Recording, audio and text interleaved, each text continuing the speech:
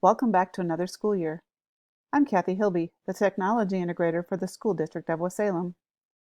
I'd like to spend a few minutes talking about the technology at the elementary school and our expectations, so we're all on the same page. Students receiving an iPad will receive an iPad Air. That iPad will be in a protective case. We ask that that case not be removed. First of all, it offers protection, but also it's very difficult to remove, and sometimes the iPad can be damaged trying to remove the case. In most cases, the iPad will have a sticker labeled with the student's name. These cases also have a stand. We ask that students do not remove this stand. Taking it in and out can cause it to break. Along with the iPad is the power cords, which there are 3 parts. The power block is labeled with the student's name so that they can be identified. At the end of the school year, students will need to make sure they have all of the pieces to be able to turn in. Our power cords are not super durable.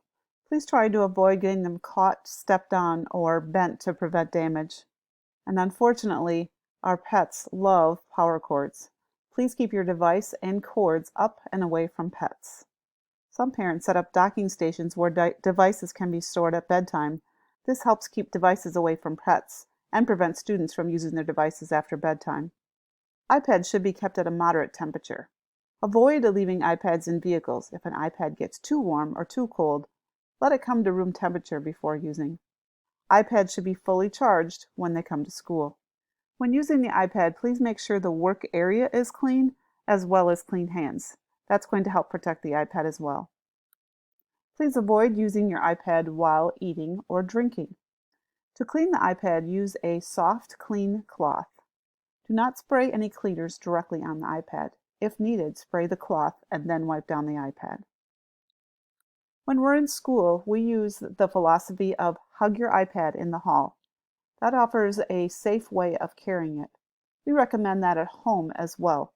This helps prevent damage, especially to the screens. It's also important to keep your iPad with you. Unfortunately, we have had instances where iPads have been stolen out of bags at extracurricular activities. So again, please keep an eye on your iPad, and if needed, keep it home rather than taking it with you someplace. If a device should become lost at school, we ask that you check with your teacher and then retrace your steps to where you've been to see if we can locate it.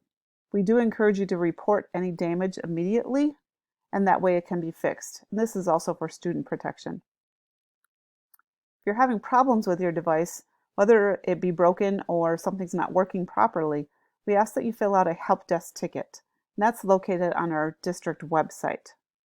As we look at the district website, you can find the help desk ticket under Families and Technology Help. If we go to the elementary school, there's also a few resources there that may be helpful.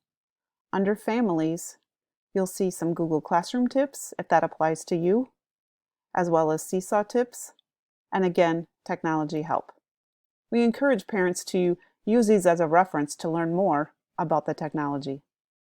The App Store on the iPads is closed, so students cannot download apps from the App Store.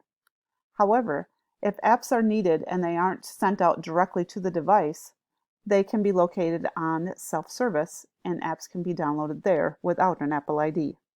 When students are done using an app, we encourage them to close the app. This is done by pressing the home button twice, quickly, and then swiping up to quit the apps. Quitting the apps will save on battery life as well. We don't often have a problem with this, but if a student seems to be running out of storage on their iPad, we encourage them to upload items to Google Drive as a form of backup and storage, so it's not taking space on the iPad. Our students are issued Google accounts, and 4th graders are also issued Gmail accounts. The accounts are lastname.firstname at student.wsalem.k12.wi.us. This is followed by WSSD with a capital W and their lunch number. This account is kept through their senior year, so we encourage this to be just for school business. Students should not be using Gmail for personal reasons. Our 3rd and 4th grade will be using something called Google Classroom. This is a way for teachers to communicate information to students. In addition, students can turn in assignments through Google Classroom. There's also a way for parents to be invited to a Google Classroom summary if desired. Our younger students will be using the Seesaw platform. Again, this is a way for students to show what they know in creating a digital portfolio. It also offers a way to communicate with parents. As parents, we have 3 things for you to consider. First of all, we encourage you to be aware. This might include how the device is being used. As parents, you can see the restrictions tab in the iPad, but you cannot make changes to it. That's because these iPads are managed by our school, and there are some behind-the-scenes settings in place, as shown on the screen, that protect our students. As parents, you're also encouraged to check the history of your child's iPad so you know the places that they're going on their iPad. This is done in Safari by clicking on this book icon, then selecting History, and again, this will show all of the sites that they've visited. You're also encouraged to check your child's photos. As parents, we also encourage you to be involved. Setting restrictions is important. In your own household, you may want to consider looking at your router or your internet service provider for options for setting controls in your own home.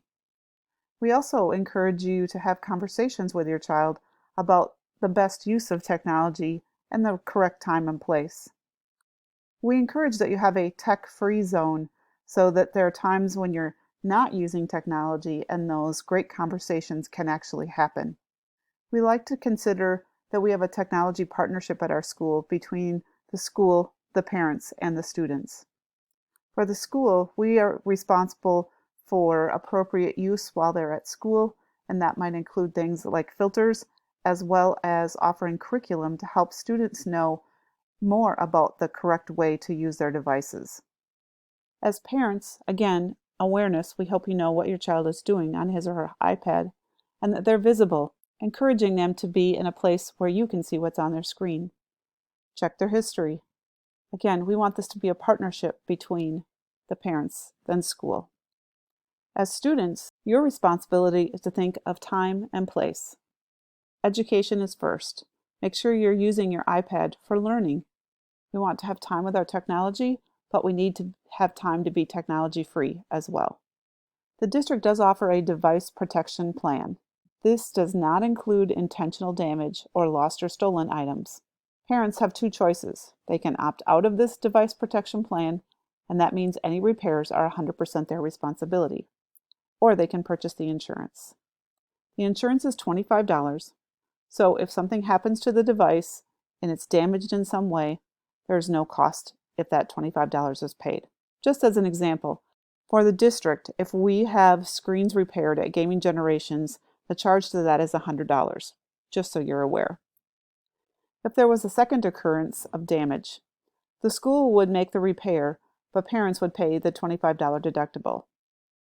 And if it was a third time, again, the school would pay for the damage, but the parent would be responsible for the $25 deductible again. Finally, and let's hope this never happens, if there was a fourth time, parents would be responsible for 100% of the cost. Be watching for more information from the school about how you can opt in or out of this device protection plan. If you have any questions, do not hesitate to contact me or Principal Tammy Bagstead. Have a great school year.